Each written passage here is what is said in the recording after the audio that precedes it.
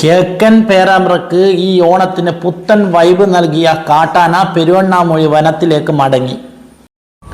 ഇന്ന് പുലർച്ചെ 4 മണിയോടുകൂടിയാണ് പേരാമ്പ്ര ടൗണിന് 1.5 കിലോമീറ്റർ ദൂരെ കിഴക്കൻ പേരാമ്പ്രയിൽ കാട്ടാന ഇറങ്ങിയത്.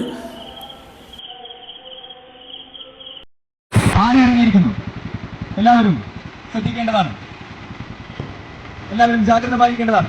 പ്രിയമുള്ളവരെ, നെറ്റിന്റെ ഭാഗത്ത് ആന ഇറങ്ങിയിരിക്കുന്നു. എല്ലാവരും ജാഗ്രത പാലിക്കണമെന്ന് പോലീസിന്റെ പ്രത്യേക അറിയിപ്പുണ്ട്.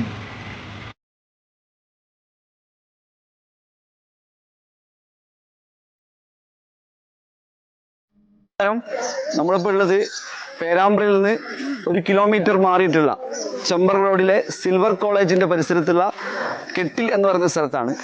ജനവാസ കേന്ദ്രമായ ഇവിടെ ആന നമ്മളിപ്പോൾ നിൽക്കുന്ന ഈ വീടിന് ഇറങ്ങിയിട്ടുള്ളത്. അല്ല, അങ്ങോട്ട് ഓടിപ്പോയിട്ട് കാലിന് പരിക്കണം പറ്റിയിട്ടുണ്ടല്ലേ? ആന അക്രമകാരിയായിട്ടാണുള്ളത്. പേടിച്ചിരിക്കുകയാണ്. ആരും അങ്ങോട്ട്. എന്തായാലും ഇന്ന് പുലർച്ചെയാണ് ഈ വാർത്ത ഉണ്ടായിട്ടുള്ളത്.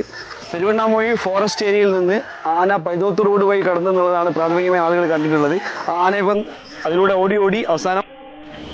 ഓടി അവസാനം പേരാമ്പ്ര ടൗണിലേക്ക് ഇറങ്ങാൻ ആന ആഗ്രഹിച്ചിരുന്നുവെങ്കിലും നാട്ടുകാരും പോലീസും ഫോറസ്റ്റ് അധികൃതരും വന്ന് അതിനെ വന്ന വഴി തന്നെ തിരിച്ചുവിടുകയായിരുന്നു.